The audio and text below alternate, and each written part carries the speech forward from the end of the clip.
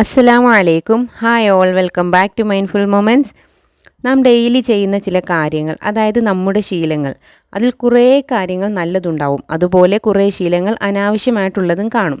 ഇതിലുള്ള രസം എന്താണെന്ന് വെച്ചാൽ, ചില ശീലങ്ങൾ നമുക്കറിയാം ഇതെനിക്ക് നല്ലതല്ല, ദോഷമാണെന്ന്, എന്നാലും നാം അത് ചെയ്തു പോകും അല്ലേ? എങ്കിൽ ഇന്നു മുതൽ നമുക്ക് മനഃപൂർവ്വം ഈ ശീലങ്ങളൊന്ന് മാറ്റാൻ ശ്രമിക്കാം. അങ്ങനെ നമ്മുടെ ജീവിതം ഒന്നുകൂടി മെച്ചപ്പെടുത്താൻ നമുക്ക് ശ്രമിച്ചു നോക്കാം. ഇത് കേൾക്കുമ്പോൾ ചിലരെങ്കിലും വിചാരിക്കും, ഇതൊക്കെ ഞാൻ കുറേ ശ്രമിച്ചതാ, ഇതൊന്നും നടക്കാൻ പോണില്ല എന്ന്.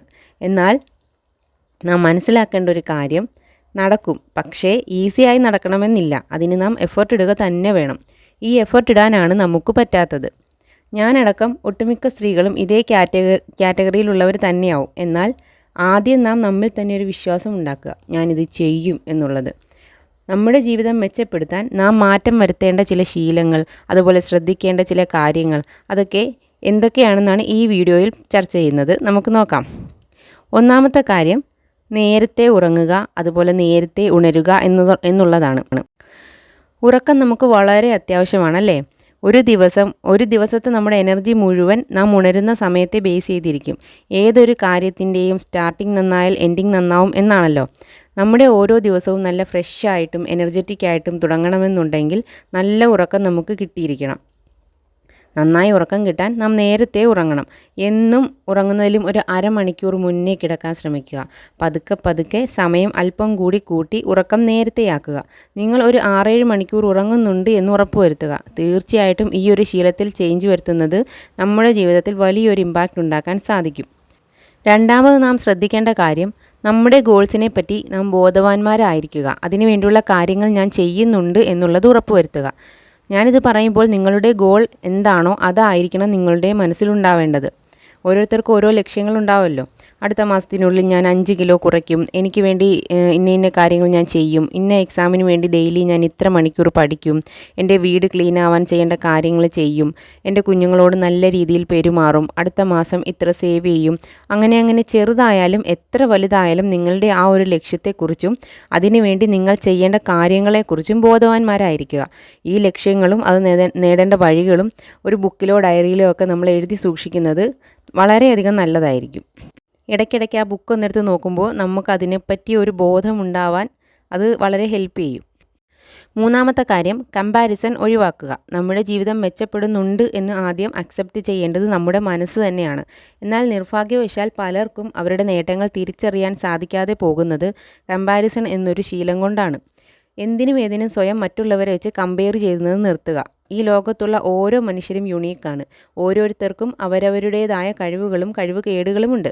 അതിനെ അങ്ങനെ അക്സെപ്റ്റ് ചെയ്യുക. അല്ലാതെ അവൾക്ക് അങ്ങനെ ചെയ്യാൻ കഴിയുന്നു, അവൾക്കത് കിട്ടി, എനിക്ക് അങ്ങനെ ആവാൻ കഴിയുന്നില്ല, ഇങ്ങനെ മറ്റുള്ളവരുമായി കമ്പയർ ചെയ്ത് നമ്മുടെ വാല്യൂ കുറച്ച് കാണാതിരിക്കുക.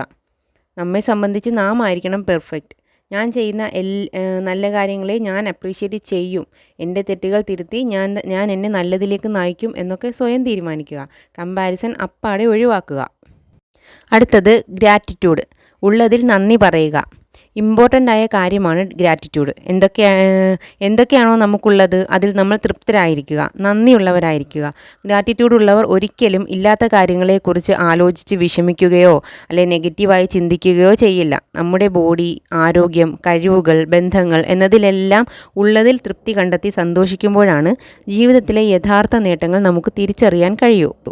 അഞ്ചാമതായി, ടൈം വേസ്റ്റ് ചെയ്യാതിരിക്കുക. നഷ്ടപ്പെട്ടാൽ തിരിച്ചു കിട്ടാത്ത ഒരു കാര്യമാണ് സമയം. അതിനെ നമ്മൾ വളരെ സൂക്ഷിച്ച് തന്നെ ഉപയോഗിക്കുക. ഫോണിൽ സ്ക്രോൾ ചെയ്തും അതിനാൽ ആവശ്യമില്ലാത്ത സംസാരങ്ങളിൽ ഏർപ്പെട്ടുമൊക്കെ നാം കളയുന്ന സമയത്തെ നല്ല ഭംഗിയായി പ്രയോജനപ്പെടുത്തുക.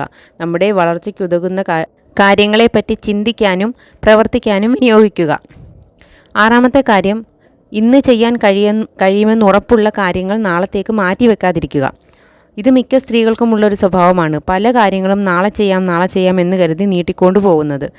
Nothing is worth than today എന്ന് കേട്ടിട്ടില്ലേ? ഇന്നിനേക്കാൾ വെർത്തായിട്ടുള്ള മറ്റൊന്നുമില്ല. അതുകൊണ്ട് ഓരോ ഡേയ്സും നാം പ്ലാൻ ചെയ്യുക, അത് ഫോളോ ചെയ്ത് മുന്നോട്ട് പോവുക. നമ്മുടെ ജീവിതവും മെച്ചപ്പെട്ടു വരുന്നത് നമുക്ക് കാണാം. ഏഴാമതായി, സെൽഫ് കെയർ. മുകളിൽ പറഞ്ഞ കാര്യങ്ങളൊക്കെ ചെയ്യണമെങ്കിൽ നാം ഫിസിക്കലി മെൻ്റലി ഒക്കെ നല്ല സ്ട്രോങ് ആയിരിക്കണം. അതിന് നമ്മുടെ ശരീരത്തിനും മനസ്സിനും ഗുണമുള്ള കാര്യങ്ങൾ ചെയ്യാനും ദോഷമുള്ള കാര്യങ്ങൾ ഒഴിവാക്കാനും ശ്രദ്ധിക്കുക. ഹെൽത്തി ഫുഡ് കഴിക്കുക, അതുപോലെ വെള്ളം, നടത്തം, സൺലൈറ്റ്, ശരീരത്തിന് വേണ്ട എക്സസൈസ്, അതുപോലെ തന്നെ മൈൻഡിനെയും പരിഗണിക്കുക. കൃത്യമായ ഉറക്കം, നെഗറ്റീവ് തോട്ട്സിനെ അങ്ങ് അവോയ്ഡ് ചെയ്യൽ, പോസിറ്റീവായിട്ടുള്ള കാര്യങ്ങൾ മാത്രം ഉള്ളിലേക്ക് കയറ്റൽ, അതുപോലെ സെൽഫ് കൺട്രോൾ, അങ്ങനെ നമ്മുടെ മൈൻഡ് ഹെൽത്തി ആൻഡ് കാം ആക്കുന്ന കാര്യങ്ങൾ ചെയ്യാൻ ശ്രദ്ധിക്കുക. അപ്പോൾ ഇതാണ് ഇന്നത്തെ വീഡിയോ. എല്ലാം ഒന്നുകൂടി ഒന്ന് പറയാം. നേരത്തെ ഉറങ്ങി നേരത്തെ ഉണരാൻ ശ്രമിക്കുക. നമ്മുടെ ലക്ഷ്യങ്ങളെപ്പറ്റി ബോധവാന്മാരായിരിക്കുക. കമ്പാരിസൺ ഒഴിവാക്കുക. ഗ്രാറ്റിറ്റ്യൂഡ് പ്രാക്ടീസ് ചെയ്യുക. അതുപോലെ നമ്മുടെ ടൈം വേസ്റ്റ് ചെയ്യാതിരിക്കുക. നാളത്തേക്ക് മാറ്റി വയ്ക്കാതിരിക്കുക. അതുപോലെ സെൽഫ് കെയർ. എൻ്റെ ജീവിതം മെച്ചപ്പെടണം, ഞാൻ ജീവിക്കുന്ന ഓരോ സെക്കൻഡും ക്വാളിറ്റി ഉള്ളതാവണം എന്ന് ആത്മാർത്ഥമായി ആഗ്രഹിക്കുന്ന എല്ലാവരും ഈ കാര്യങ്ങളൊക്കെ ജീവിതത്തിൽ ഒന്ന് ഫോളോ ചെയ്യാൻ ശ്രമിക്കുക. തീർച്ചയായും മാറ്റങ്ങളുണ്ടാവും ഇൻഷാ അല്ലാഹ്. എന്തെങ്കിലും അഭിപ്രായങ്ങളോ നിർദ്ദേശങ്ങളോ ഉണ്ടെങ്കിൽ കമൻറ്റ് ചെയ്യുക.